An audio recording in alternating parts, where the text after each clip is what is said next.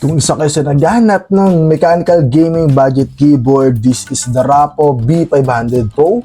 So, unbox natin, then tignan natin yung ating first impression. Tara! So, unang-una mga kaibigan, napakahirap yung buksan dahil napaka-secured ng pagkakarap nila, which is isa sa maganda yun mga kaibigan. Kasi kunyari, kayo ay nagpa-deliver o nag-order sa kanila, very secure, no? Pag nagbabalot ng item, biruin mo kahit keyboard lang to, grabe yung kanilang pag-secure.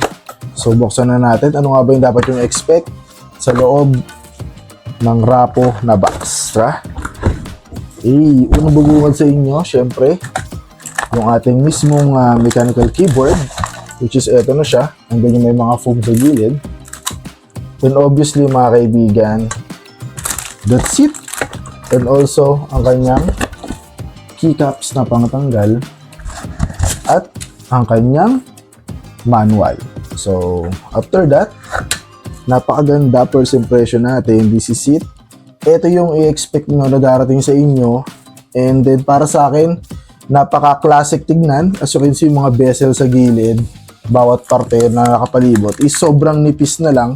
Kaya hindi na siya masyadong kakain ng space sa ating mga table. Tanggalin natin itong plastic. So, ito na siya mga kaibigan. Sobrang ganda. Anong masasabi nyo? Ngayon, sound check tayo mga kaibigan.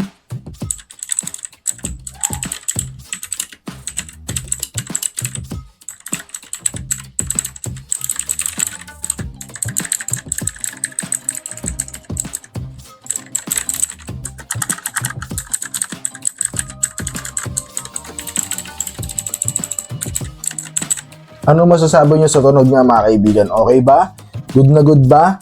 Comment down below. At syempre, ito yung kanyang keycaps, which is yung pangtanggal ng mga keys. So, subukan na rin natin magtanggal ng kahit isa. Pero alam ko, this is the keycaps na hindi recommendable mga kaibigan. Dahil meron talagang pinaka-specific na recommendable yung mga keyboard talaga na enthusiast. Pero to, testing na natin. So, yung mga kaibigan, ang ginamit pala nila dito is blue switch. Ayan. As you can see, blue switch yung kanilang ginamit. At ibalik na natin to. Okay, ganoon lang kadali ibalik mga kaibigan.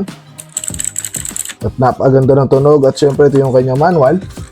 Dito natin babasahin kung paano natin i-configure yung mga bawat sounds, yung mga bawat ilaw. So, may mga mode kasi to.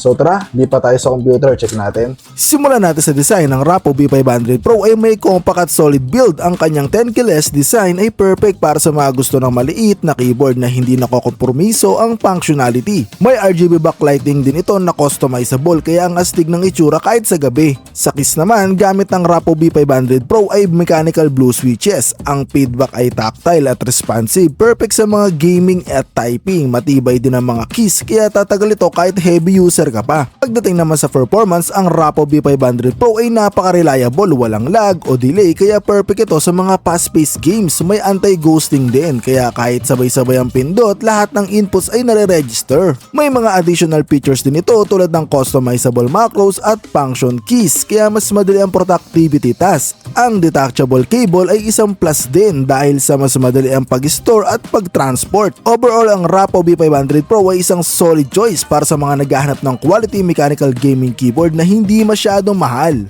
So eto na mga kaibigan yung setup natin kapag nakasaksak na sa ating mga PC or laptop yung ating keyboard na Rapo B500 Pro. So check na natin mga kaibigan yung kanyang modes. So ipipress na natin itong FN tapos print screen. Ito yung unang mode mga kaibigan na so can see. So check natin, testing natin kung ito nga ba ay working. So okay, so ito yung unang mode mga kaibigan ay yung breathe. So yung pangalawang mode naman mga kaibigan, so ito naman yung pangalawang mode which is yung ating wave. At ang ating ikatlong mode mga kaibigan, tignan natin. So ito mga kaibigan, napakaganda, parang puzzle. So ito yung tinatawag nating overlay. So wala namang bago. So check natin yung pangatlo mga kaibigan or last but not the least, which is ito, yung fallen mga kaibigan or falling. So ayan yung mga kaibigan yung mga mode niya. So meron tayong tinatawag na constant, yung nakailaw lang. Breathe, meron din tayong wave, overlay at falling mga kaibigan, no? So kung lalakasan natin yung ilaw, balik muna natin sa constant. So ito yung constant mga kaibigan.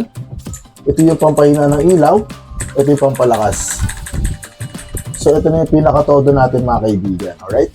So sa mga pag-play ng mga music, pwede ka na mamili dito mga kaibigan. Babasahin lang natin yung mga manual kung sakaling kailangan natin. Dito ko binasa yung mga mode na tinuro ko sa inyo. Pero kung sakaling babasahin nyo to, lahat na nandito ay pwede nyo magamit using FM mga kaibigan. Ipapress nyo na itong FM. Pero the rest, sa sound,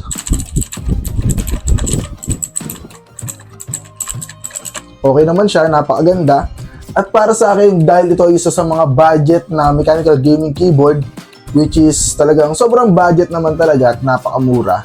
At ang ilalagay ko dyan na link ay syempre yung makakatipid ka at siguradong solid ang darating sa'yo. So kung interesado kang bumili ng ganitong klaseng keyboard, ano pang inaantay mo, just click the yellow basket mga kaibigan. Kung sa TikTok mo siya napapanood, so para sa akin mga kaibigan, isa to sa pinakamagandang budget-friendly na mechanical gaming keyboard.